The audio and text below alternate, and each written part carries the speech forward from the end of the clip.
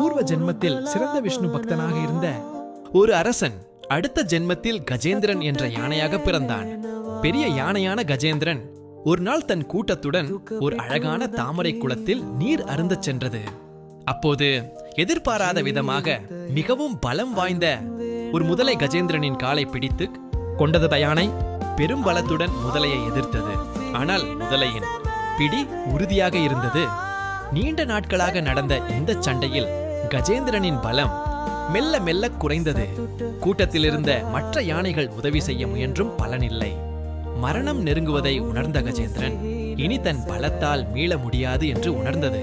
கடைசியாக அனைத்து பற்றுகளையும் தன் பலத்தையும் கைவிட்ட கஜேந்திரன் குளத்தில் மிதந்த ஒரு தாமரை பூவை தன் துதிக்கையால் எடுத்து வானத்தை நோக்கி தூக்கி மகாவிஷ்ணுவை நோக்கி, ஆதி மூலமே காப்பாற்று என்று மனமுருகி சரணாகதி அடைந்தது.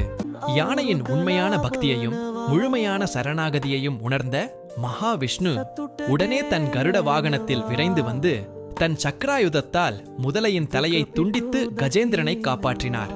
நீதியின் நோக்கம் எந்த ஒரு இக்கட்டான சூழ்நிலையிலும் நமது முயற்சி தோல்வியடையும் போது உலகை படைத்து காக்கும் அந்த பரம்பொருளை மகாவிஷ்ணுவை முழுமையாக நம்பி நம்மை அவரிடம் ஒப்படைத்து சரணடைவதே மிகச் சிறந்த வழியாகும். நமது அகந்தையை நான் செய்ய முடியும் என்ற எண்ணத்தை விட்டுவிட்டு விஷ்ணுவின் மீது முழுமையான நம்பிக்கையுடன் நாம் சரணடையும் போது அவர் உடனே வந்து நம்மை காப்பாற்றுவார். இந்த கதை உங்களுக்கு பிடித்திருக்கும் என்று நம்புகிறேன். இது போன்ற குட்டி ஸ்டோரிஸ்களை நீங்க பார்க்க விரும்பினால் எங்க சேனலை மறக்காம சப்ஸ்கிரைப் பண்ணுங்க. உங்கள் ஆதரவு எங்களுக்கு மிகவும் முக்கியம்.